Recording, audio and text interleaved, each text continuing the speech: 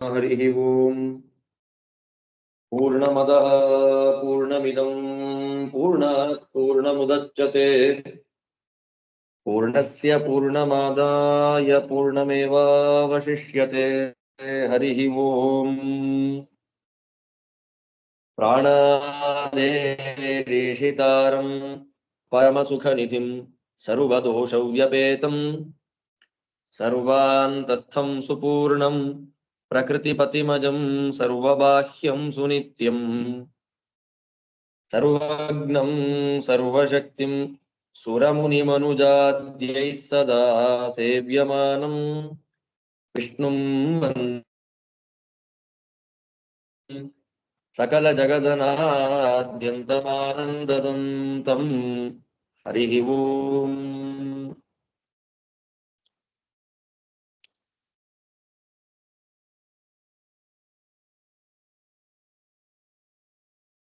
ಜನಕ ಮಹಾರಾಜರಿಗೆ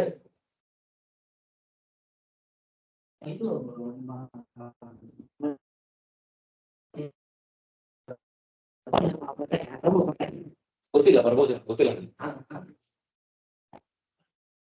ಜನಕ ಮಹಾರಾಜರಿಗೆ ಯಾಜ್ಞವಲ್ಕ್ಯರು ತತ್ವೋಪದೇಶವನ್ನು ಮಾಡ್ತಾ ಇದ್ದಾರೆ. ಅನೇಕ ಪ್ರಶ್ನೆಗಳು ಅಂದ್ರೆ ಅಮುಖ್ಯ ಗುರುಗಳು ಉಪದೇಶ ಮಾಡಿದಂತಹ ತತ್ವಗಳನ್ನೆಲ್ಲ ಅಲ್ಲ, ಆ ತತ್ವಗಳಲ್ಲಿ ಕ್ಲಾರಿಟಿ ಕೊಟ್ರು. ಅಂದ್ರೆ ಇಂದ್ರಿಯ ದೇವತೆಗಳ ನಿಯಾಮಕತ್ವ ಅನ್ನೋದು ಭಗವಂತನಿಗೆ ಯಾವ ರೀತಿಯಲ್ಲಿದೆ ಅನ್ನುವಂತಹ ವಿಷಯದಲ್ಲಿ ಕ್ಲಾರಿಟಿ ಅನ್ನೋದು ಕೊಟ್ರು. ಕೊಟ್ಟ ಮೇಲೆ ಒಂದು ದಿವಸ ಜನಕೋಹ ವೈದೇಹ ಊರ್ಚಾತ್ ಉಪಾವಸರ್ಪನ್ ಉವಾಚ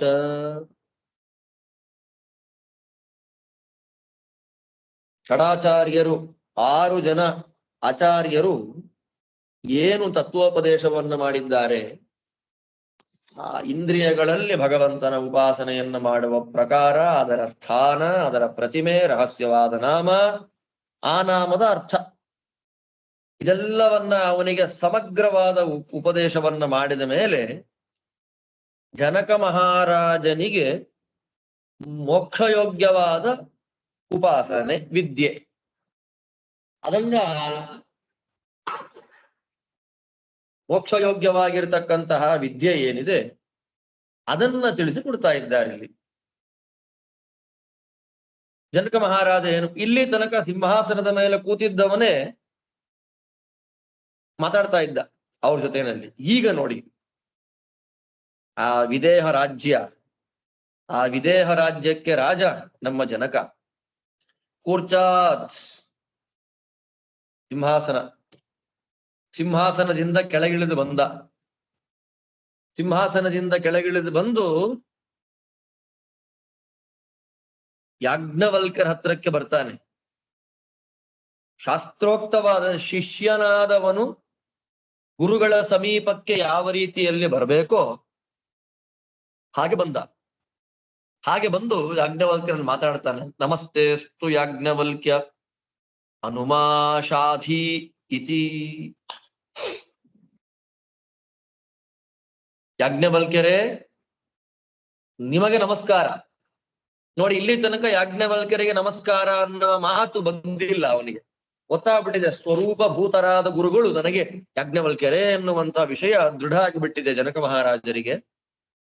ಕೇಳ್ತಾರೆ, ಯಾಜ್ಞವಲ್ಕ್ಯರೇ ನಿಮಗೆ ನಮಸ್ಕಾರ. ಹನುಮಾಶಾಧಿ, ನನಗೆ ಎಲ್ಲ ಶಾಸ್ತ್ರಗಳ ಪಾಠ ಆಗಿದೆ, ಅನುಸಂಧಾನ ಆಗಿದೆ.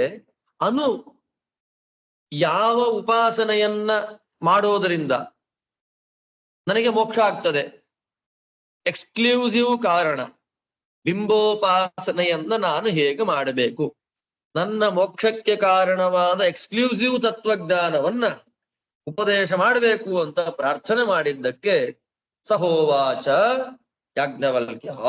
ಯಾಜ್ಞವಲ್ಕ್ಯರು ಹೇಳ್ತಾರೆ, ಯಥಾ ವೈ ಸಮ್ರಾಟ್ ಮಹಾಂತಮಧ್ವಾನಂ ಯೇಷ್ಯನ್ ಕಥಂ ವಾ ನಾವಂ ವಾ ಸಮಾದದೀತ ಏವಮೇವ ಉಪನಿಷದ್ಭಿಃ ಸಮಾಹಿತಾತ್ಮಾಸಿ. ಏ ಸಮ್ರಾಟ್ ಜನಕ ಮಹಾರಾಜ ಅಂದವನು. ಏ ಸಮ್ರಾಟ್, ತುಂಬಾ ದೂರಕ್ಕೆ ಪ್ರಯಾಣ ಮಾಡಬೇಕು ಅಂತ ಹೋಗುವಂತಹ ವ್ಯಕ್ತಿ ನೀರಿನಲ್ಲಿ ಪ್ರಯಾಣವನ್ನ ಮಾಡಬೇಕು ಅಂದುಕೊಂಡವನು ಶಿಪ್ ಅನ್ನ ರೆಡಿ ಮಾಡ್ಕೊಳ್ತಾನೆ. ಅಯ್ಯೋ, ನಾಳೆ ತಾನೆ ನಾನು ಟೂರ್ಗೆ ಹೋಗೋದು, ನಾಳೆ ಬೆಳಗ್ಗೆ ರೆಡಿ ಆಗೋಣ ಅಂತ ಯಾರು ಇಲ್ಲ. ಇನ್ನು ಆಫ್ಟರ್ 6 months ಪ್ರಯಾಣಕ್ಕೆ ಹೊರಡ್ತೇನೆ ಅಂತ ಅಂದುಕೊಳ್ಳುವ ವ್ಯಕ್ತಿ ಇವತ್ತಿಂದಲೇ ಅದಕ್ಕೆ ಬೇಕಾದ ಪದಾರ್ಥಗಳನ್ನೆಲ್ಲ ರೆಡಿ ಮಾಡ್ಕೊಳ್ತಾ ಇರ್ತಾನೆ. ಹಾಗೆ ಮಹಾಂತ ಮಧ್ವಾನಂ, ಮೋಕ್ಷದ ಮಾರ್ಗ ಅನ್ನೋದು 10 ಕಿಲೋಮೀಟರ್ 20 ಕಿಲೋಮೀಟರ್ ಅಲ್ಲ, ಎಷ್ಟು ದೊಡ್ಡ ಸಾಧನೆಯ ಮಾರ್ಗ, ದಾರಿ ಅದು.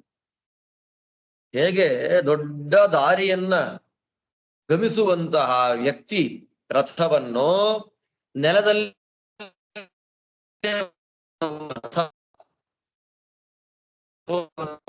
ನಾವೇ ಅದನ್ನ ಇಟ್ಕೊಂಡಿರ್ತಾನೋ ಹಾಗೆ ನೀನು ಕೂಡ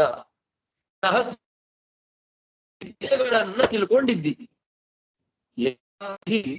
ಉಪನಿಷದ್ಭಿಃ ಸಮಾಹಿತಾತ್ಮ, ಎಲ್ಲ ವಿಶಿಷ್ಟವಾದ ಇಲ್ಲಿ ತನಕ ಅನುಸಂಧಾನ ಮಾಡಿದ ಎಲ್ಲ ಶಾಸ್ತ್ರ ಹೇಳಿದ ಭಗವಂತನನ್ನ ಉಪಾಸನೆ ಮಾಡುವ ನಾನಾ ತಿಳ್ಕೊಂಡಿದ್ಯಪ್ಪ.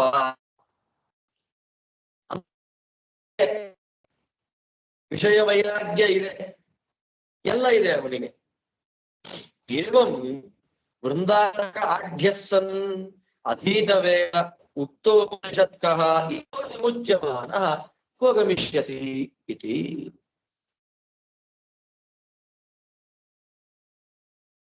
ಇಷ್ಟೆಲ್ಲ ನೀನು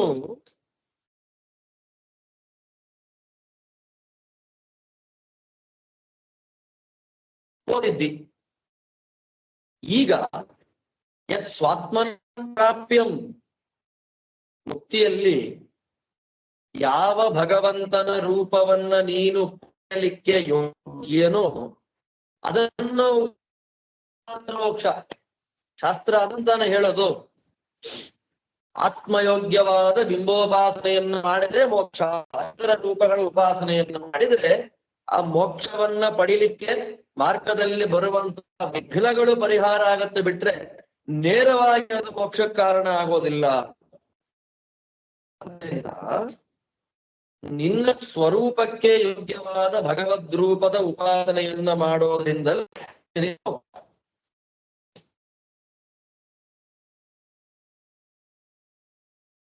ಓದಿದ್ದಿ ನೋಡಿ. ವೃಂದಾರಕ ಆಢ್ಯಸ್ಸನ್, ನೀನು ವೃಂದಾರಕ. ಯಾಜ್ಞವಲ್ಕ್ಯರು ಜನಕ ಮಹಾರಾಜನ ಹೇಳ್ತಾರೆ, ನೀನ್ ಯಾರು? ನೀನು ವೃಂದಾರಕ.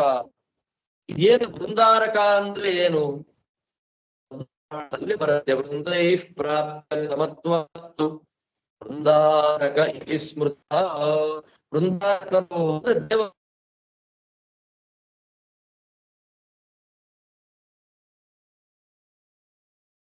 ವೃಂದಾರಕ ದೈವತ ಅಂತ ಕೋಶದಲ್ಲಿ ದೇವತೆಗಳನ್ನ ವೃಂದಾರಕರು. ಆದ್ರೆ ಇಲ್ಲಿ ವೃಂದಾರಕ ಆಢ್ಯ ಅಂತ ಮಹಾರಾಜ ಹೇಳಿದ್ದಾರೆ. ವೃಂದಾರಕ ಅಂದ್ರೆ ಅರ್ಥ ಏನು?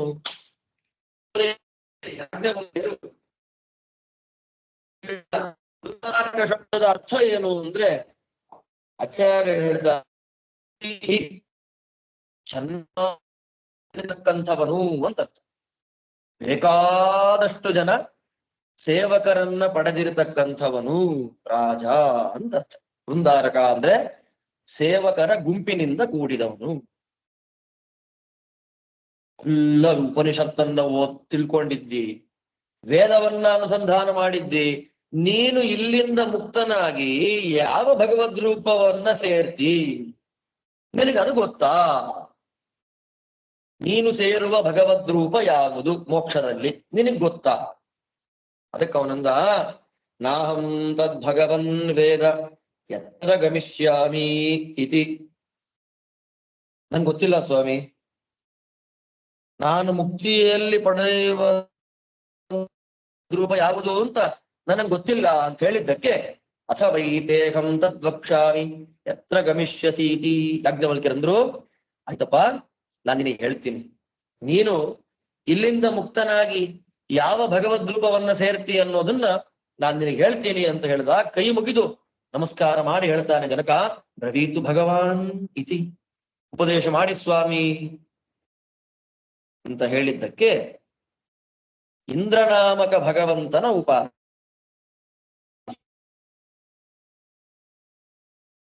ಭಗವಂತನೇ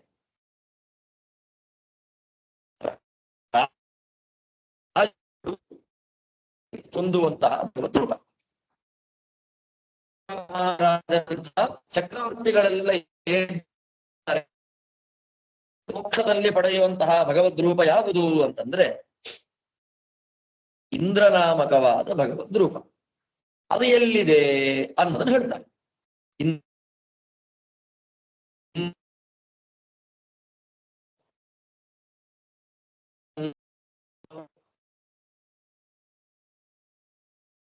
ಜನಕ ಮಹಾರಾಜನಂತಹ ರಾಜರುಗಳಿಗೆ ಮೋಕ್ಷದಲ್ಲಿ ಸಿಗುವಂತಹ ಭಗವದ್ ರೂಪ ನಮ್ಮ ಜನ್ಮಾಂತರದ ಭಾಗ್ಯ ಇದೆಲ್ಲ ನಾವು ಕೇಳುವಂಥದ್ದು ಇಂಧೋ ಹವೈ ನಾಮ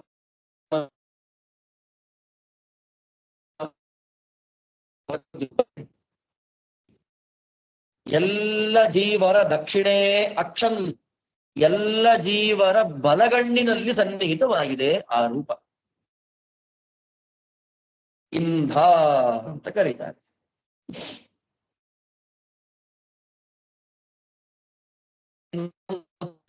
ಇಂಧ ಅಂದ್ರೆ ಅರ್ಥ ಏನು ಯಾರಿಗೂ ಅರ್ಥ ಆಗೋದಿಲ್ಲ ಉಪನಿಷತ್ತು ಇಂಧ ಅಂತ ಕರೆದ್ಬಿಡ್ತು ಗಾಬರಿ ಆಗ್ಬಿಡುತ್ತೆ ಇಂಧ ಅಂದ್ರೆ ಏನು ಎಲ್ಲ ಜೀವರ ಬಲಗಣ್ಣಿನಲ್ಲಿ ಇದೆ ನಮಗೆಲ್ಲ ಉಪಾಸನೆ ಯೋಗ್ಯ ಅಲ್ವೇ ಅಲ್ಲ ನಮ್ಗೆಲ್ಲ ಇದಿದೆ ಅಂತ ನಾವು ತಿಳ್ಕೊಳ್ಳಿಕ್ಕೂ ನಮ್ಗೆ ಆಗೋದಿಲ್ಲ ನಮ್ಗದ್ ಬೇಡವೂ ಬೇಡ ವಿಶೇಷವಾದ ಜ್ಞಾನಕ್ಕಾಗಿ ನಾವು ಇದನ್ನ ಕೇಳೋದು ಬಿಟ್ರೆ ಬೇರೆ ಯಾವ ಉದ್ದೇಶವೂ ಇಲ್ಲ ಇದರಲ್ಲಿ ಇಂಧ ಅಂತ ಆ ರೂಪ ಇಂಧ ಅಂದ್ರೆ ಏನು ಅತ್ಯಂತ ಪ್ರಕಾಶ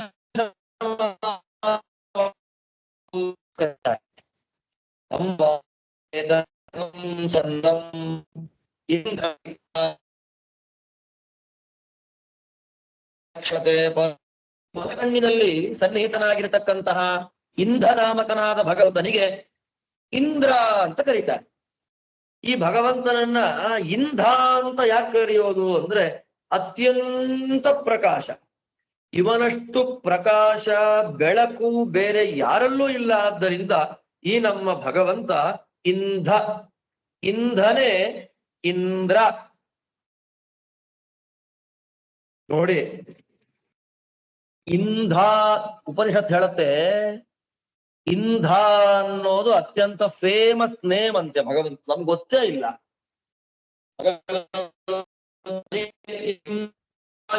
ಹೆಸರು ಅತ್ಯಂತ ಪ್ರಸಿದ್ಧವಾದದ್ದು ಆದರೆ ಆ ಇಂಧನಾಮಕವಾದ ಭಗವದ್ ರೂಪವನ್ನೇ ಪರೋಕ್ಷವಾಗಿ ಅಂದ್ರೆ ಅಷ್ಟು ಫೇಮಸ್ ಆಗಿ ಇಲ್ಲದ ಇಂದ್ರ ಎನ್ನುವಂತಹ ಹೆಸರಿನಿಂದ ಕರೀತಾ ಇದ್ದಾರೆ ಇಂಧ ಅನ್ನೋದು ಫೇಮಸ್ ನೇಮ್ ಆದ್ರೆ ಅದನ್ನ ಅಷ್ಟು ಫೇಮಸ್ ಇರದ ಇಂದ್ರ ಶಬ್ದದಿಂದ ಯಾಕ್ರಿ ಇಂದ್ರ ಶಬ್ದ ಫೇಮಸ್ ಅಲ್ವಾ ಅಂದ್ರೆ ಇಂದ್ರ ಶಬ್ದ ವಾಚ್ಯತ್ವವನ್ನ ನಾವು ಯಾರೆಲ್ಲ ಹೇಳ್ತೀವೋ ಮುಖ್ಯವಾಗಿ ಪ್ರಶ್ನೆ ಮಾಡ್ಕೋಬೇಕು ಆದ್ದರಿಂದ ಇಂದ್ರ ಶಬ್ದ ವಾಚ್ಯತ್ವ ಅನ್ನೋದು ಭಗವಂತನಲ್ಲಿದೆ ಅದು ಅಪ್ರಸಿದ್ಧವಾದ ನಾಮ ಪ್ರಸಿದ್ಧವಾದ ನಾಮ ಇಂಧ ಯಾಕೆ ಪ್ರಸಿದ್ಧವಾದ ಇಂಧ ಎನ್ನುವಂತಹ ನಾಮದಿಂದ ಹೇಳದೆ ಅಪ್ರಸಿದ್ಧವಾದಂತಹ ಇಂದ್ರ ಎನ್ನುವ ನಾಮದಿಂದ ಯಾಕೆ ಹೇಳಿದ್ರು ಅಂತಂದ್ರೆ ಪ್ರಸಿದ್ಧವಾದ ಮಂತ್ರ ಇದು ಪರೋಕ್ಷ ಪ್ರಿಯ ಇವ ಹಿ ದೇವಾ ಪ್ರತ್ಯಕ್ಷ ದ್ವಿಷಃ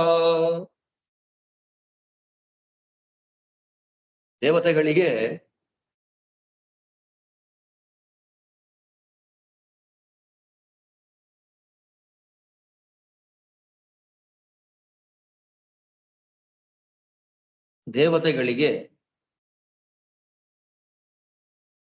ಅಪ್ರಸಿದ್ಧವಾದ ನಾಮಗಳಿಂದ ಭಗವಂತನನ್ನ ಉಪದೇಶ ಪಡೆಯೋದೇ ಇಷ್ಟ.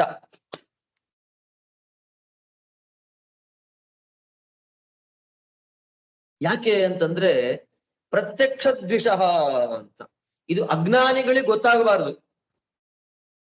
ದೇವತೆಗಳು ನಮ್ಮಂತೆ ಇಂದ್ರನಾಮಕನಾದ ಭಗವಂತನನ್ನೇ ಅಂದ್ರೆ ಇಂದ್ರ ಅನ್ನೋ ಒಬ್ಬ ದೇವತೆ, ಇವರು ಭಗವಂತನನ್ನ ಉಪಾಸನೆ ಮಾಡ್ತಾ ಇದ್ದಾರೆ ಅನ್ನುವಂತಹ ವಿಷಯ ದೈತ್ಯರಿಗೆ ಗೊತ್ತಾಗಬಾರ್ದು. ಆದ್ದರಿಂದ ಈ ಉಪದೇಶಗಳು ಆದಷ್ಟು ಗುಪ್ತವಾಗಿರಬೇಕು, ರಹಸ್ಯವಾಗಿರ್ಬೇಕು.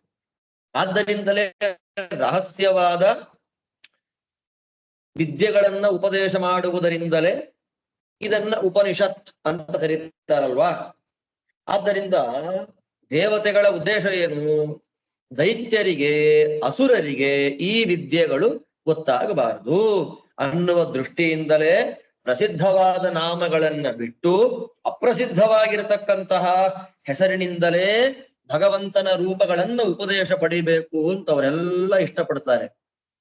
ಪ್ರತ್ಯಕ್ಷ ದ್ವಿಷಃ, ಪ್ರಸಿದ್ಧವಾದ ನಾಮಗಳಿಂದ ಭಗವಂತನ ಉಪದೇಶ ಪಡೆಯಲಿಕ್ಕೆ ಇಷ್ಟಪಡೋದಿಲ್ಲ. ಅವರ ಮುಖ್ಯ ಉದ್ದೇಶ ಇಷ್ಟೇ, ದೈತ್ಯರಿಗೆ ಗೊತ್ತಾಗಬಾರದು. ಆದ್ದರಿಂದ ಒಂದು ಗೊತ್ತಾಯ್ತು ನಮಗೆ, ಏನು? ಇಂದ್ರನಾಮಕನಾದ ಭಗವಂತ ಇಂದ್ರ ಎನ್ನುವ ಅಪ್ರಸಿದ್ಧ ನಾಮದಿಂದ ವಾಚ್ಯನಾಗಿ ಎಲ್ಲ ಜೀವರ ಬಲಗಣ್ಣಿನಲ್ಲಿ ಸನ್ನಿಹಿತನಾಗಿದ್ದಾನೆ. ಅವನೇ ಜನಕ ಮಹಾರಾಜರಂಥ ರಾಜರುಗಳು ಪಡೆಯುವಂತಹ ಭಗವದ್ ರೂಪ ಎಲ್ಲಿ? ಮೋಕ್ಷದಲ್ಲಿ. ಸರಿ, ಏನಿದೆ ಆ ಭಗವಂತನಿಗೆ?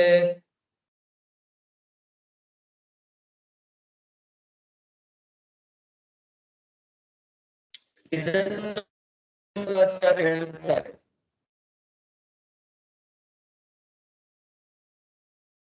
ರಾಜ್ಞಾಂ ಹೃದಯ ಸಂಸ್ಥೋ ಹಿ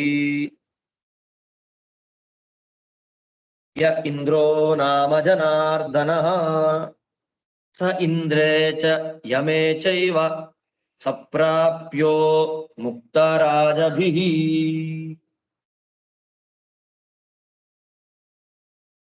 ಇಲ್ಲಿ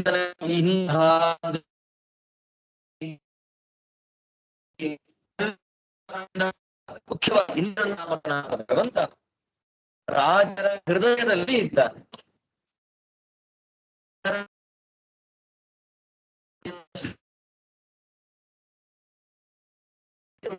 ಆಚಾರ್ಯರ ಭಾಷ್ಯ ವಿಶೇಷ ಇದು. ಯಾಜ್ಞವಲ್ಕ್ಯರು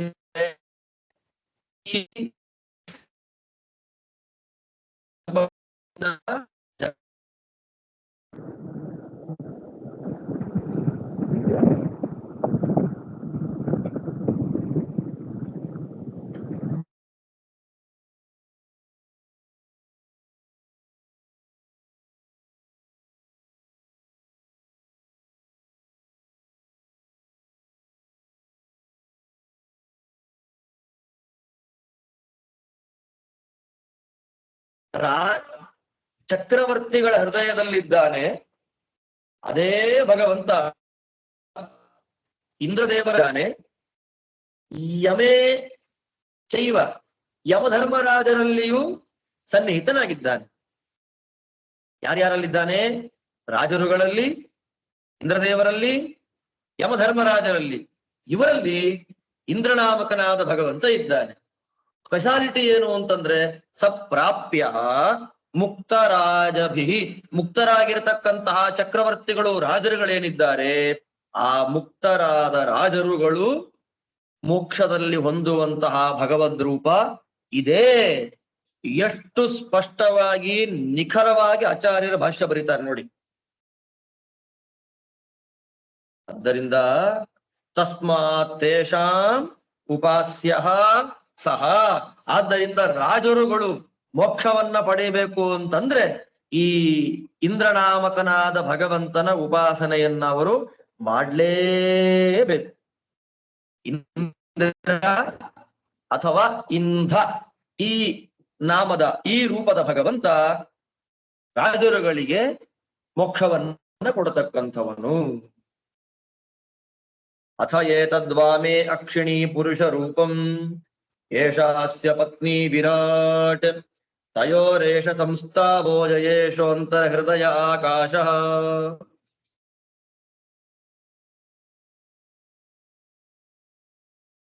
ಸರಿ, ಬಲಗಣ್ಣಿನಲ್ಲಿ ಇಂಧನಾಮಕನಾದ ಇಂದ್ರ ಅಂತ ಅಪ್ರಸಿದ್ಧವಾದ ನಾಮದಿಂದ ಕೂಡಿದ ಭಗವಂತ ಇದ್ದಾನೆ. ಆ ಭಗವಂತನಿಗೆ ಪ್ರತಿಮೆ ಯಾರು ಅಂದ್ರೆ ವಿರಾಟ್. ಏಷ ಅಸ್ಯ ಪತ್ನಿ ವಿರಾಟ್. ಇಂತಹ ಇಂಧನಾಮಕನಾದ ಭಗವಂತನ ಪ್ರತಿಮೆ, ಅವನ ಪತ್ನಿ ಯಾರು ಅಂತಂದ್ರೆ ವಿರಾಟ್. ವಿರಾಟ್ ಅಂದ್ರೆ ಯಾರು? ಆಚಾರ್ಯ ಭಾಷ್ಯ ಬರೀತಾರೆ, ವಿರಾಟ್ ನಾಮ ತದಾಶ್ರಯ ಶ್ರೀ ಮಹಾಲಕ್ಷ್ಮೀ ದೇವಿ. ಬಲಗಣ್ಣಿನಲ್ಲಿರುವ ಇಂಧ ಅಂತ ಕರೆಯಲ್ಪಡುವ ಇಂದ್ರನಾಮನಾದ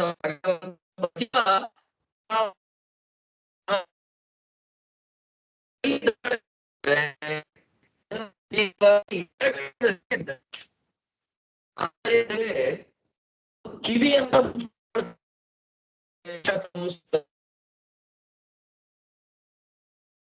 ಬರುತ್ತಲ್ಲ, ಕಿವಿ ಮುಚ್ಕೊಂಡಾಗ ಶಬ್ದ ಬರುತ್ತೆ. ಆ ಶಬ್ದ ಏನು ಅಂತಂದ್ರೆ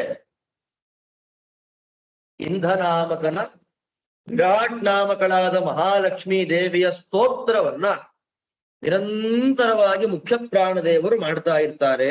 ಆ ಸ್ತೋತ್ರವೇ ನಾವೆರಡೂ ಕಿವಿಯನ್ನ ಮುಚ್ಚಿಕೊಂಡಾಗ ಕೇಳುವಂತಹ ಶಬ್ದ.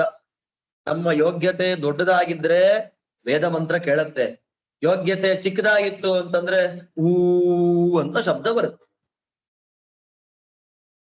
ತಯೋರೇಷ ಸಂಸ್ಥಾವ. ಹೃದಯದಲ್ಲಿ ಮುಖ್ಯ ಪ್ರಾಣದೇವರು ಮಾಡುವಂತಹ ಸ್ತೋತ್ರ ವಿರಾಟ್ ಇಂದ್ರ ಸ್ತೋತ್ರ. ವಿರಾಟ್ ಮತ್ತು ಇಂದ್ರ ಇವರಿಬ್ಬರ ಸ್ತೋತ್ರ ಅದ್ಭುತವಾಗಿರ್ತಕ್ಕಂತಹ ಸ್ತೋತ್ರ. ಕರ್ಣೋಪಿಧಾಯ ಯಾಜ್ಞೇಯ ಸರ್ವ ವೇದಾತ್ಮಿಕಾ ಹಿ ಸ ಕಾಶನಾತ್ ಸರ್ವ ಜೀವಾನಾಂ ಆಕಾಶ ಇತಿ ಸಾ ಸ್ತುತಿಃ ಜಾಗೃತಾಂ ಸರ್ವ ಜೀವಾನಾಂ ಸ ವಿಷ್ಣುಃ ದಕ್ಷಿಣಾಕ್ಷಿಗಃ. ಎರಡು ಕಿವಿಗಳನ್ನ ಮುಚ್ಕೊಂಡಾಗ ಹೂ ಅಂತ ಶಬ್ದ ಏನು ಬರುತ್ತೆ, ಆ ಶಬ್ದವೇ ಮುಖ್ಯ ಪ್ರಾಣದೇವರು ಎಲ್ಲರ ಹೃದಯದಲ್ಲಿ ನಿಂತು ಮಾಡ್ತಾ ಇರತಕ್ಕಂತಹ ವಿರಾಟ್ ಮತ್ತು ಇಂಧರ ಲಕ್ಷ್ಮೀನಾರಾಯಣರ ಸ್ತೋತ್ರ. ಆ ಶಬ್ದ ಏನು? ಸರ್ವ ವೇದಾತ್ಮಕವಾದ ಎಲ್ಲ ವೇದಗಳ ಅರ್ಥದಿಂದ ಕೂಡಿದ ಸ್ತೋತ್ರ. ಕಿವಿ ಮುಚ್ಕೊಂಡ್ರೆ, ಸುಮ್ನೆ ಕಿವಿ ಮುಚ್ಕೊಂಡ್ ಟ್ರೈ ಮಾಡಿ. ಈಗ ಕಿವಿ ಮುಚ್ಕೊಂಡ್ರೆ ಶಬ್ದ ಬರುತ್ತಲ್ಲ, ಎಲ್ಲರ ಕಣ್ಣಿಗೂ ಎಲ್ಲರ ಕಿವಿಗೂ ಕೇಳಿಸುತ್ತೆ ಆ ಶಬ್ದ. ನೋಡಿ, ನಾವೆಷ್ಟು ಭಾಗ್ಯಶಾಲಿಗಳು. ಮುಖ್ಯ ಪ್ರಾಣದೇವರು ನಮ್ಮ ಹೃದಯದಲ್ಲಿ ನಿಂತು ವಿರಾಟ್ ಮತ್ತು ಇಂಧ ಅಂತ ಕರೆಯಲ್ಪಡುವ ಲಕ್ಷ್ಮೀನಾರಾಯಣರ ಸರ್ವ ವೇದಾರ್ಥ ಗರ್ಭಿತವಾದಂತಹ ಸ್ತೋತ್ರವನ್ನ ಮಾಡುವ ಶಬ್ದ ನಮ್ಮ ಕಿವಿಗೆ ಬೀಳ್ತಾ ಇದೆ ಅಂತಂದ್ರೆ ಯಾವುದೋ ಶಬ್ದ ಬರುತ್ತ್ರಿ ಅಂತ ಅನ್ಕೊಳ್ಳೋ ಹಾಗಿಲ್ಲಪ್ಪ. ಲಕ್ಷ್ಮೀನಾರಾಯಣರ ಸರ್ವ ವೇದಾರ್ಥ ಗರ್ಭಿತವಾದಂತಹ ಸ್ತೋತ್ರ ಅದು ಅಂತ ನಾವು ಚಿಂತನೆ ಮಾಡಿದ್ರೆ ಸಾಕಲ್ವೇನ್ರಿ? ಎಂಥ ದೊಡ್ಡ ಜ್ಞಾನ! ಎಲ್ಲರಿಗೂ ಕೇಳುತ್ತೆ. ಆದ್ದರಿಂದ ಆ ಸ್ತೋತ್ರಕ್ಕೆ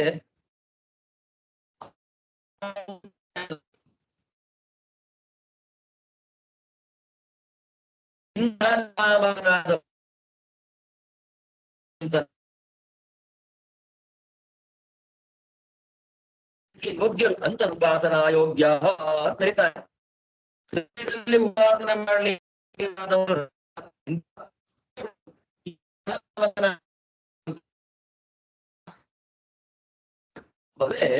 ಎಲ್ಲ ಜೀವನ ಬಲಗಣ್ಣಿನಲ್ಲಿ ಇದೆ. ಆದ್ದರಿಂದ ಉಪನಿಷತ್ ಏನ್ ಹೇಳುತ್ತೆ, ಯಾಜ್ಞವಲ್ಕ್ಯರು ಏನ್ ಹೇಳ್ತಾರೆ, ಎಲ್ಲ ಜೀವರ ಬಲಗಣ್ಣಿನಲ್ಲಿ ಇದ್ದಾನೆ ಎಂದ್ರು. ಆದ್ರೆ ರಾಜರು ಎಲ್ಲಿ ಉಪಾಸನೆ ಮಾಡಬೇಕು? ಇಂಧನಾಮಕನಾದ ಭಗವಂತನನ್ನ ಹೃದಯದಲ್ಲಿ ಉಪಾಸನೆ ಮಾಡಬೇಕು. ಅದನ್ನ ನಮಗೆ ಅರ್ಥ ಮಾಡಿಸ್ಲಿಕ್ಕಾಗಿ ಉಪನಿಷತ್ತು ಬಲಗಣ್ಣಲ್ಲಿದ್ದಾನೆ ಅಂತ ಹೇಳಿದ್ ಅವನೇ. ಆದ್ರೆ ರಾಜರಿಂದ ಪ್ರಾಪ್ಯ, ನಮಗಿಲ್ಲ. ಇಂತಹ ಭಗವಂತ ಹೇಗಿದ್ದಾನೆ ಅದನ್ನು ಹೇಳ್ತಾರೆ. ಅಥ ಏನಯೋರೇತದನ್ನಂ ಯ ಏಷೋ ಅಂತರ್ಹೃದಯೇ ಲೋಹಿತ ಪಿಂಡ ಅಥ ಏನಯೋರೇತತ್ ಪ್ರಾವರಣಂ ಯದೇತದಂತರ್ಹೃದಯೇ ಜಾಲಕಮಿವ ಅಥ ಏನಯೋರೇಷಾ ಶ್ರುತಿಃ ಸಂಚರಣೀಯ ಏಷಾ ಹೃದಯಾದೂರ್ಧ್ವಾನಾಡ್ಯುಚ್ಚರತಿ ಯಥಾ ಕೇಶಃ ಸಹಸ್ರದಾ ಭಿನ್ನ ಏವಮಸ್ಯ ಏತಾ ಹಿತಾ ನಾಮ ನಾಡ್ಯಃ ಅಂತರ್ಹೃದಯೇ ಪ್ರತಿಷ್ಠಿತಾ ಭವಂತಿ ಏತಾಭಿರ್ವಾ ಏತದಾಸ್ರವತಿ ತಸ್ಮಾದೇಶ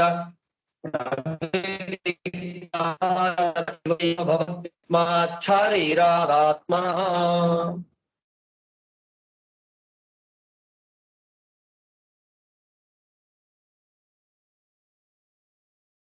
ಏನಾಗಿದೆ ಇಲ್ಲಿ?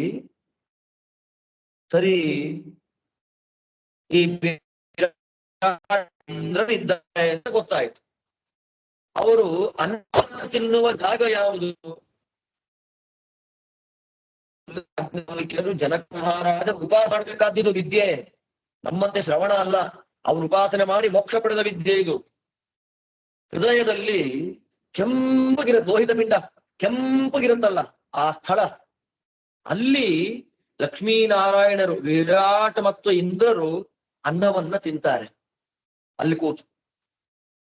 ಆಮೇಲೆ ಹೃದಯದಲ್ಲಿ ವಪ ಅಂತ ಇರುತ್ತೆ, ವಪೆ. ಆ ವಪೆ ಏನು? ಲಕ್ಷ್ಮೀನಾರಾಯಣರಿಗೆ ವಸ್ತ್ರ. ಹೃದಯದ ಮೇಲೆ ಇರುವಂತಹ ಒಂದು ಲೇಯರ್, ಅದನ್ನ ವಪ ಅಂತ ಕರೀತಾರೆ.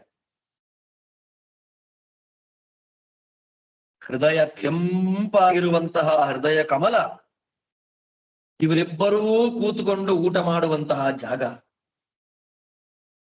ಅಲ್ಲಿ ಆ ಹೃದಯ ಕಮಲ ಸುತ್ತಲೂ ಮಾಲಾಕಾರವಾಗಿ ಇರುವಂತಹ ವಪೆ ವಿರಾಟ್ ಮತ್ತು ಇಂಧನಾಮಕರಾದ ಲಕ್ಷ್ಮೀನಾರಾಯಣರಿಗೆ ಅದು ವಸ್ತ್ರ.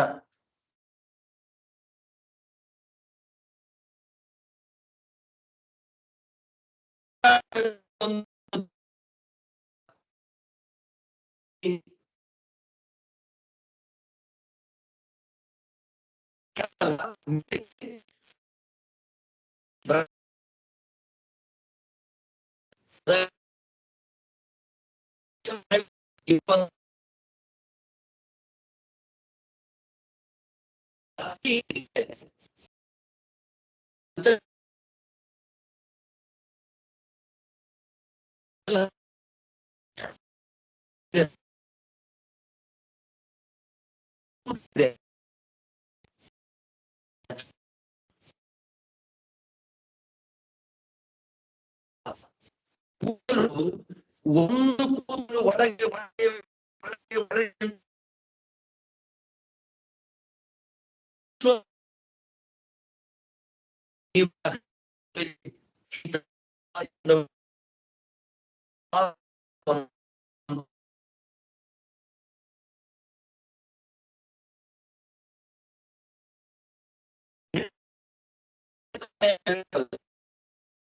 ಭಗವಂತ ಏನು ಅನ್ನ ತಿಂತಾನೆ ಅಂತ ಏನು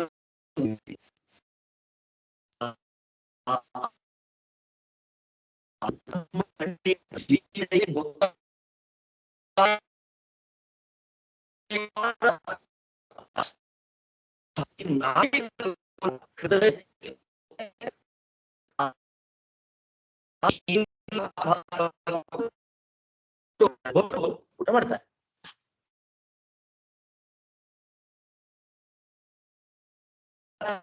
ಭಗವಂತ ಅವತಾರ ರೂಪ ರಾಮಕೃಷ್ಣ ದೇವತಾರಗಳಲ್ಲಿ ರಾಮದೇವ ಊಟ ಮಾಡಿದ್ರು, ಕೃಷ್ಣ ಊಟ ಮಾಡ್ದ ಅಂತ ಹೊರಗಿನ ಸ್ಥೂಲ ಪದಾರ್ಥವನ್ನ, ಸ್ಥೂಲವಾದ ಆಹಾರವನ್ನ ಊಟ ಮಾಡಿದಂತೆ ಕಂಡ್ರು ಕೂಡ ಬೇರೆಯ ಅಂತರ್ಯಾಮಿ ರೂಪಗಳಿಂದ ಈ ರೀತಿಯಾದ ಆಹಾರವನ್ನ ಭಗವಂತ ಸ್ವೀಕಾರ ಮಾಡ್ತಾನೆ. ಆದ್ದರಿಂದ ಅವನು ಜೀವರಿಗಿಂತ ಅತ್ಯಂತ ವಿಲಕ್ಷಣವಾಗಿರತಕ್ಕ ಆಹಾರವನ್ನ ಊಟ ಮಾಡ್ತಾನೆ ಅಂತ ಗೊತ್ತಾಗುತ್ತೆ. ಭಗವಂತ ಒಟ್ಟಿನಲ್ಲಿ ಊಟ ಮಾಡ್ತಾನೆ ಅಂತ ಆಯ್ತಲ್ಲ ಅಂದ್ರೆ ಸ್ವಾಖ್ಯರಸ ಅಂತ ನಾವು ಪ್ರತ್ಯೇಕವಾಗಿ ಹೇಳ್ಬೇಕಾದಿಲ್ಲ. ಎಷ್ಟು ಸುಂದರ! ಅದಕ್ಕೆ ಬೃಹದಾರಣ್ಯಕೋಪನಿಷತ್ತು ಅತ್ಯಂತ ವಿಸ್ತಾರ, ನೋಡಿ, ವರ್ಷಗಟ್ಲೆ ನಾವು ಕೇಳ್ತಾ ಇದ್ದೇವೆ ಇದನ್ನ. ಇದೇ ಕಾರಣ, ದೊಡ್ಡ ಪ್ರಮೇಯಗಳಿಂದ ಕೂಡಿದ ಉಪನಿಷತ್ತಿದು, ತುಂಬಾ ಸುಂದರವಾದ ಉಪನಿಷತ್ತು. ವ್ಯಾಣ್ಣಾಮಕಳಾದ ಲಕ್ಷ್ಮೀ ಎಡಗಣ್ಣಲ್ಲಿದ್ದಾಳೆ, ಇಂದ್ರನಾಮಕ ಭಗವಂತ ಬಲಗಣ್ಣಲ್ಲಿದ್ದಾನೆ.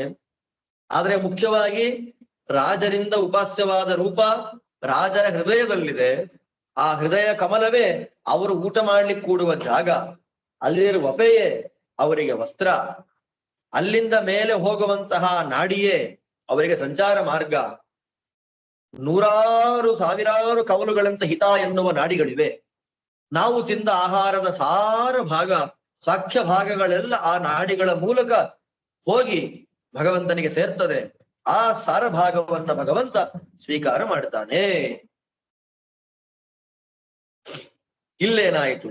ತಸ್ಯ ಪ್ರಾಚೀದಿಕ್ ಪ್ರಾಂಚ ಪ್ರಾಣಾಃ ದಕ್ಷಿಣಾದಿಕ್ ದಕ್ಷಿಣಾಃ ಪ್ರಾಣಾಃ ಪ್ರತೀಚೀದಿಕ್ ಪ್ರತ್ಯಂಚ ಪ್ರಾಣಾಃ ಉದೀಚೀದಿಕ್ ಉದಂಚ ಪ್ರಾಣ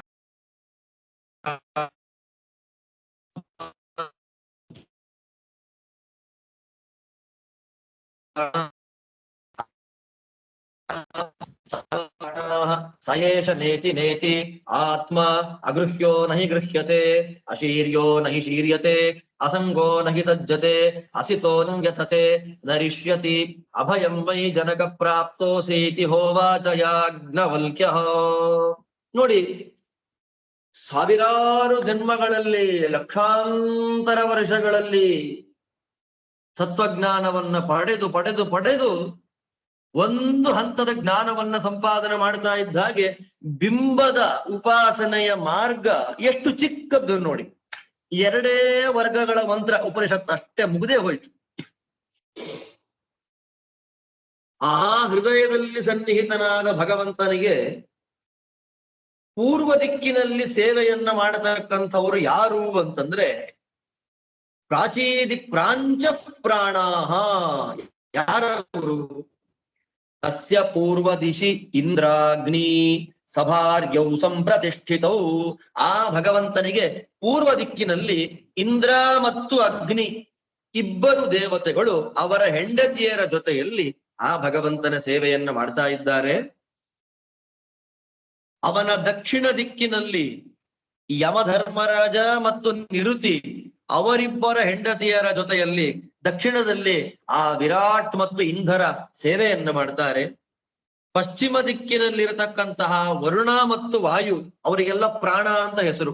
ಆ ವರುಣ ವಾಯುಗಳು ಅವರ ಹೆಂಡತಿಯರ ಜೊತೆಯಲ್ಲಿ ಪಶ್ಚಿಮ ದಿಕ್ಕಿನಲ್ಲಿ ಆ ಲಕ್ಷ್ಮೀನಾರಾಯಣರ ಸೇವೆಯನ್ನು ಮಾಡ್ತಾರೆ.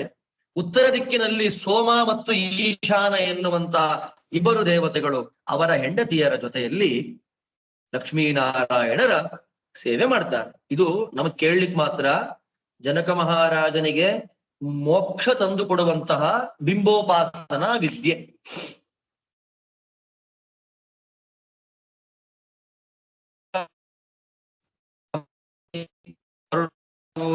ಸೋಮ ಈಶಾನ ಪೂರ್ವ ದಿಕ್ಕಿನ ಪ್ರಾಣ, ದಕ್ಷಿಣ ಪ್ರಾಣ, ಪ್ರಾಣರು ಜೊತೆಯಲ್ಲಿ ಇಂಧನಾಮಕರಾದ ನಾರಾಯಣ ಹೃದಯದಲ್ಲಿ ಸನ್ನಿಹಿತನಾಗಿದ್ದಾನೆ. ಸರಿ, ಆಮೇಲೆ ಊರ್ಧ್ವಾದಿಕ್ ಊರ್ಧ್ವಾ ಪ್ರಾಣ, 8 ದಿಕ್ಕು ಆಯಿತು. ಬೇರೆ ದಿಕ್ಕಿನಲ್ಲಿ ಯಾರಿದ್ದಾರೆ? ಪ್ರಾಣ ಎನ್ನುವಂತಹ ಹೆಸರಿನಿಂದ ಚತುರ್ಮುಖ ಬ್ರಹ್ಮದೇವರು ಮತ್ತು ಪ್ರಾಣದೇವರು ಇವರಿದ್ದಾರೆ. ಅವರಿಬ್ಬರ ಹೆಂಡತಿ ಸರಸ್ವತಿ ಭಾರತೀಯರ ಜೊತೆಯಲ್ಲಿ ಮೇಲಿನಿಂದ ವಿರಾಟ್ ಇಂಧರ ಸೇವೆಯನ್ನು ಮಾಡ್ತಾರೆ. ಮತ್ತೆ ಕೆಳಗೆ ಯಾರಿದ್ದಾರೆ ಅಂತಂದ್ರೆ ಶೇಷ ಮತ್ತು ಕಾಮ, ಅವರಿಗೂ ಪ್ರಾಣ ಅಂತಲೇ ಹೆಸರು. ಶೇಷ ಮತ್ತು ಕಾಮ ಅವರಿಬ್ಬರ ಹೆಂಡತಿಯರ ಜೊತೆಯಲ್ಲಿ ಕೆಳಗಿನಿಂದ ದೇವರ ಸೇವೆ. ಸುತ್ತಲೂ 8 ದಿಕ್ಕು ಇಂದ್ರ, ಅಗ್ನಿ, ಯಮ, ನಿರುತಿ, ವರುಣ, ವಾಯು, ಕುಬೇರ, ವರುಣ, ವಾಯು, ಸೋಮ ಮತ್ತು ಈಶಾನ, ಈ 8 ದೇವತೆಗಳು ಸಪತ್ನೀಕರಾಗಿ ಭಗವಂತನ ಸೇವೆ ಮಾಡಿದ್ರೆ ಮೇಲೆ ಬ್ರಹ್ಮವಾಯು ಸರಸ್ವತಿ ಭಾರತೀಯರು ಮೇಲಿಂದ ಸೇವೆ ಮಾಡ್ತಾರೆ, ಕೆಳಗಿಂದ ಶೇಷಕಾಮರು ಅವರ ಪತ್ನಿ ಸಹಿತರಾಗಿ ಇಂಧ ಮತ್ತು ವಿರಾಟ್ ಲಕ್ಷ್ಮೀನಾರಾಯಣರ ಸೇವೆ ಮಾಡ್ತಾರೆ.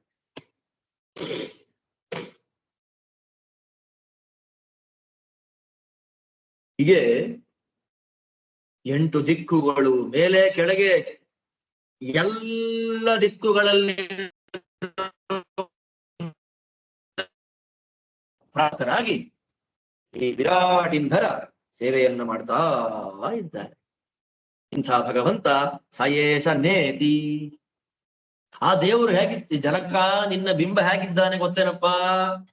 ಚತುರ್ಮುಖ ಬ್ರಹ್ಮದೇವರಂತೆ ಇಲ್ಲ, ನೇತಿ ಮಹಾಲಕ್ಷ್ಮೀ ದೇವಿಯಂತೆ ಇಲ್ಲ. ಲಕ್ಷ್ಮಿ ಇದ್ದಾಗಿದ್ದಾನೆ ದೇವರು. ಲಕ್ಷ್ಮಿಯನ್ನ ಪ್ರತಿಮೆಯನ್ನ ಹಾಗೆ ಮಾಡ್ಕೊಂಡಿದ್ರು, ಲಕ್ಷ್ಮೀ ದೇವಿ ಇದ್ದಾಗಿಲ್ಲ ದೇವರು. ಅಥವಾ ಪ್ರಾಣದೇವರಿದ್ದಾಗಿದ್ದಾನ ಅಂದ್ರೆ ಇಲ್ಲ, ಬ್ರಹ್ಮವಾಯುಗಳಂತೆಯೂ ದೇವರಿಲ್ಲ. ಯಾಕೆ? ಅವನನ್ನ ಪೂರ್ಣವಾಗಿ ತಿಳ್ಕೊಳ್ಳಿಕ್ಕಾಗೋದಿಲ್ಲ. ಎಷ್ಟು ಚೆನ್ನಾಗಿದೆ ನೋಡಿ. ಭಗವಂತನನ್ನ ಪೂರ್ಣವಾಗಿ ತಿಳ್ಕೊಳ್ಳಬಹುದು ಅನ್ನೋದಕ್ಕೆ ಪ್ರಮಾಣವೇ ಇಲ್ಲ. ಅವನಿಗೆ ನಾಶ ಇಲ್ಲ, ಅವನಿಗೆ ಹಿಂಸೆ ಇಲ್ಲ, ಅವನಿಗೆ ದೋಷಗಳ ಲೇಪ ಇಲ್ಲ, ಅವನಿಗೆ ದುಃಖ ಇಲ್ಲ. ಯಾಕೆ ಅಂದ್ರೆ ಹೀಗೆಲ್ಲ ಇದೆ ಭಗವಂತನಿಗೆ ಅಂತ ಹೇಳಲಿಕ್ಕೆ ಯಾವ ಪ್ರಮಾಣ ವಾಕ್ಯವು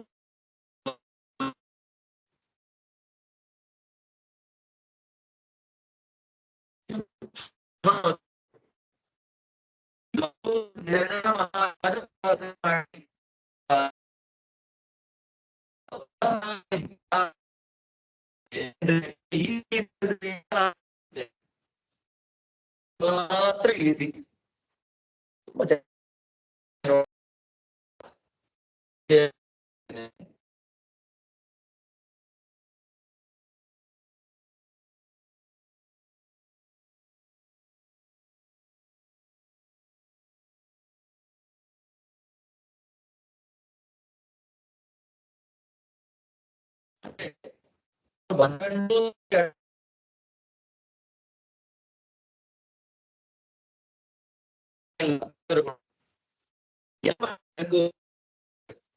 ಕಿವಿ ಮುಚ್ಕೊಂಡಾಗ ಏನು ಶಬ್ದ ಬರುತ್ತೆ?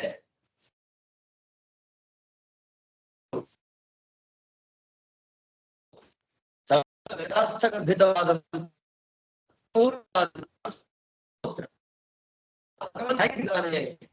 ಅವನು ಕೂಡೋದೆಲ್ಲಿ ಅಂತಂದ್ರೆ ಹೃದಯ ಕಮಲವೇ, ಕೆಂಪು ಹೃದಯ ಕಮಲವೇ ಅವನು ಕೂಡುವ ಸ್ಥಳ. ಹೃದಯದಲ್ಲಿ ಮಾಲಾಕಾರವಾಗಿ ಸುತ್ತುವರೆದಿರತಕ್ಕಂತಹ ವಪ, ಆ ಲೇಯರ್, ಅದು ಲಕ್ಷ್ಮೀನಾರಾಯಣರಿಗೆ ವಸ್ತ್ರ. ಹೃದಯದ ಮೇಲ್ಭಾಗದಿಂದ ಆರಂಭ ಮಾಡಿಕೊಂಡು ಬ್ರಹ್ಮರಥದವರೆಗೂ ಇರುವಂತಹ ಮಾರ್ಗ ಲಕ್ಷ್ಮೀನಾರಾಯಣರು ವಿಹಾರ ಮಾಡುವ ಸಂಚಾರ ಮಾರ್ಗ. ನಾವು ಅಂದ ಹಿತ ಎನ್ನುವಂತಹ ಸಾವಿರಾರು ಸೂಕ್ಷ್ಮ ಪ್ರಾಣಿಗಳ ಮೂಲಕ ಭಗವಂತನ ಸ್ವಾಖ್ಯ ರೂಪ ರಸಗಂಧಾದಿಗಳನ್ನು ಹೊತ್ತುಕೊಂಡು ಹೃದಯದಲ್ಲಿ ಸ್ನೇಹಿತನಾದ ಭಗವಂತನಿಗೆ ಕೊಡುತ್ತೆ. ಅದನ್ನ ಭಗವಂತ ಮಾಡ್ತಾನೆ.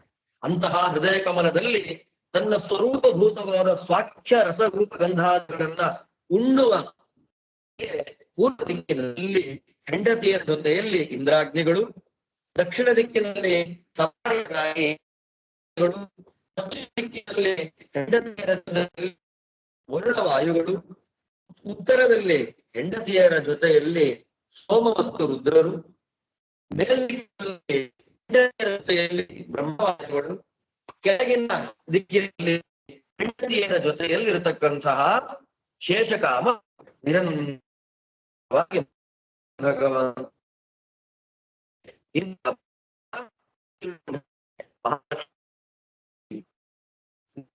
ಚತುರ್ಮುಖಾದಿಗಳನ್ನು ಜೀವನಲ್ಲ, ಜೀವನಕ್ಕಿಂತ ಯಾವ ದೋಷವೂ ನಮ್ಮ ಸ್ವಾಮಿಗಿಲ್ಲ.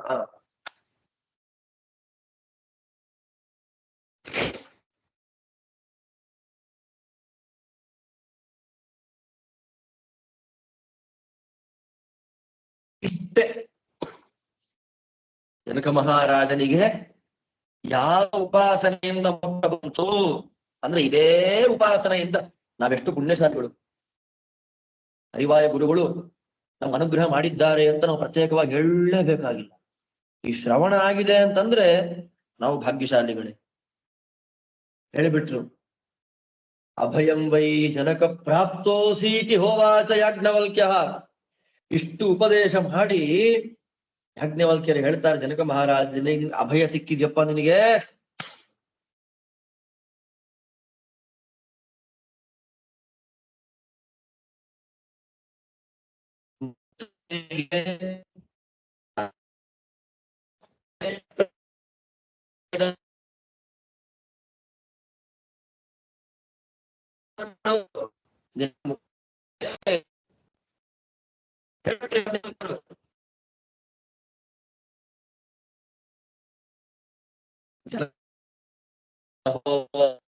ಜನಕೋ ವೈದೇಶ ಮೋಸ್ಟ್ ಇಂಪಾರ್ಟೆಂಟ್ ಉಪದೇಶಗಳು ಗಂಟೆಗಟ್ಟಲೆ ಮಾಡೋದಿಲ್ಲ. ಬಿಂಬೋಪಾಸನೆ ರಹಸ್ಯ, ಅತ್ಯಂತ ಸೂಕ್ಷ್ಮ, ಅದರ ಪೂರಕವಾಗಿ ದೋಷ ದೂರತೆ ಇದೆಲ್ಲ ಗೊತ್ತಾಗಿರುತ್ತೆ ಶಾಸ್ತ್ರ.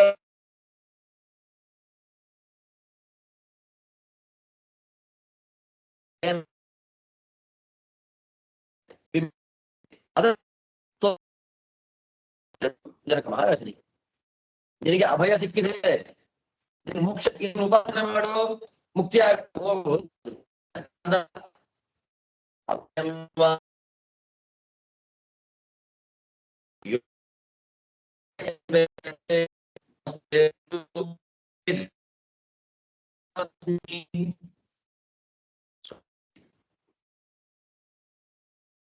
ನಮಸ್ಕಾರ ಮಾಡ್ತೀನಿ ಸ್ವಾಮಿ.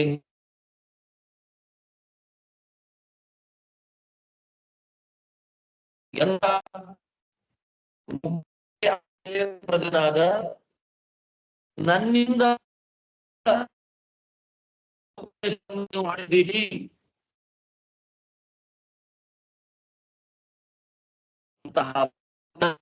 ನಿಮಗೆ ತೃಪ್ತಿ ಕೊಟ್ಬಿಡಿ. ನಾನೇ ಸ್ವಾಮಿ, ಬಿಂಬೋಪಾಸನೆ ಮಾಡಿದ ಗುರುಗಳಿಗೆ ನಾವೇನ್ ಕೊಡ್ಬೇಕು? ನಮಗೇನು ಕೊಡುವ ಸ್ಪರ್ಶೆ ಇಲ್ಲ. ಮುಕ್ತರಿಗೆ ಅಭಯವನ್ನು ಕೊಟ್ಟು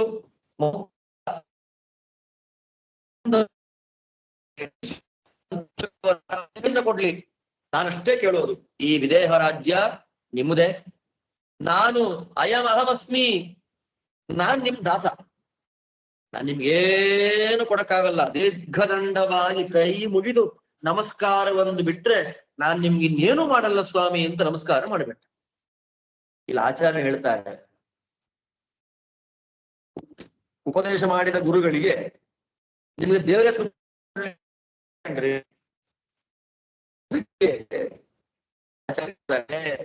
ತ್ವತ್ಪ್ರಸಾದ ಅಭಯಮಸ್ಮಾ ತದೇವ ತವ ತೃಪ್ತಯೇ ಅಸ್ತು ನಾಣ್ಯಂ ಪ್ರತ್ಯುಪಕರ್ತು ಶಕ್ನುಮಃ.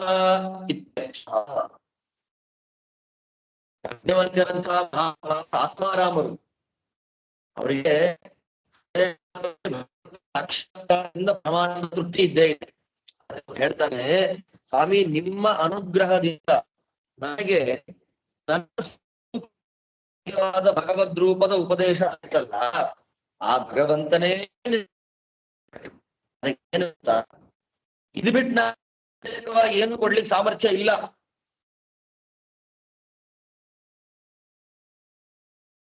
ಸ ಭಗವಾನ್ ಸ್ವಕೃತೇನ ತುಷ್ಯೇ ಅಂತ ಒಂದು ಮಾತಿದೆ. ನಮ್ಮಿಂದ ಮಾಡಿಸಿಕೊಂಡ ಭಗವಂತ ತೃಪ್ತನಾಗಲಿ. ಭಗವಂತ ನಮ್ಮೊಳಗೆ ನಿಂತು ಅವನೇ ಕೆಲಸ ಮಾಡ್ದ, ಅವನೇ ಪೂಜೆ ಮಾಡಿಸ್ಕೊಂಡ, ಅವನೇ ತೃಪ್ತನಾದ. ಅದರ ಅರ್ಥ ಏನು? ನಮ್ಮಿಂದ ಕೆಲಸ ಮಾಡಿಸಿದ ಭಗವಂತನಿಗೆ ನಾವು ಬೇರೆ ಏನೂ ಕೊಡ್ಲಿಕ್ಕೆ ಸಮರ್ಥರಲ್ಲ ಅಂತ ತಾತ್ಪರ್ಯ. ಅದರಂತೆ ಬಿಂಬೋಪದೇಶವನ್ನು ಮಾಡಿದ ಗುರುಗಳಿಗೆ ಏನ್ ತಾನೇ ಕೊಡಕ್ಕಾಗುತ್ತೆ? ಅಷ್ಟೇ ಅಲ್ವಾ? ಎಂಥ ಮಾತು.